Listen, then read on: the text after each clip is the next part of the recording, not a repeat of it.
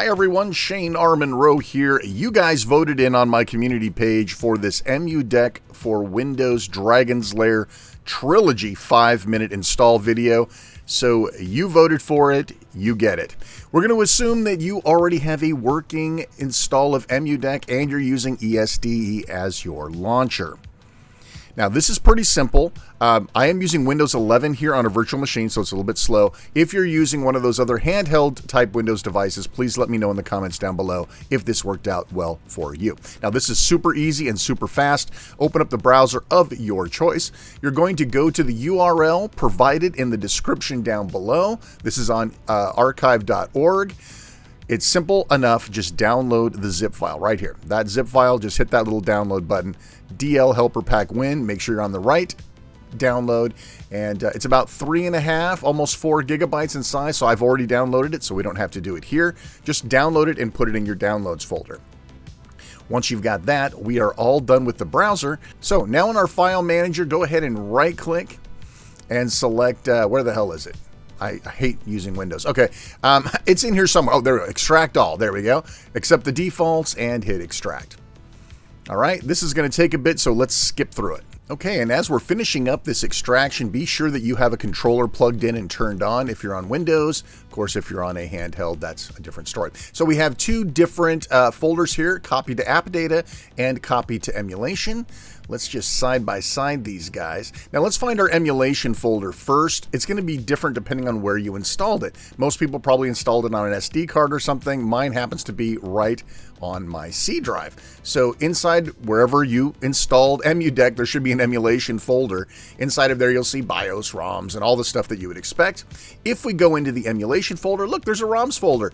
And there's a ROMs folder over here. Just drag it on over and replace any files that happen to be there. And it's pretty damn quick.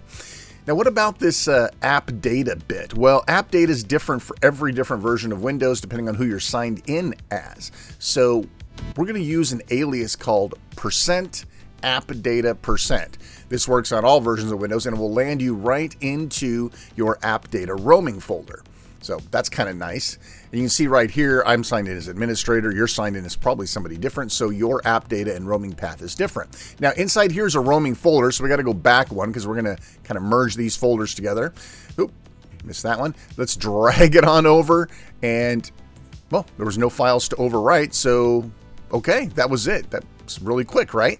So actually, we're all kind of done. But if you want to go in here and check, go under EmuDeck and emulators and look for Hypsia Singe. That's in there, so we're good. That's really it. Can you believe it? We could just end the video now, but we're not going to because we have a couple things to double check. So we're going to go ahead and run ESDE. And again, this is why I had you get your controller ready, right? Because this is a very controller-friendly front end. And if everything went right, you should now have a Daphne entry, and we sure do. And inside of Daphne, you will find the 3 games, Space Ace, Dragon's Lair, and Dragon's Lair 2. And unlike my Steam Deck 5-minute video, Dragon's Lair 2 will work this time. And of course, we haven't scraped any data, so it's all the raw names. We can scrape data later if we have the time. So let's quickly double check these games and make sure that they run. All right, well, there's Dragon's Lair. Good to go. Let's exit.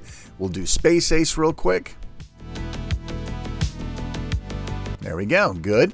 And Dragon's Lair 2. Now, I'm on a virtual machine that doesn't have any sort of graphic drivers.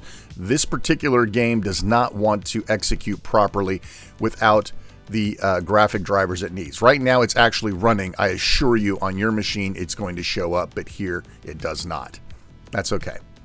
So let's do a quick screen scrape here just so you can see what this looks like.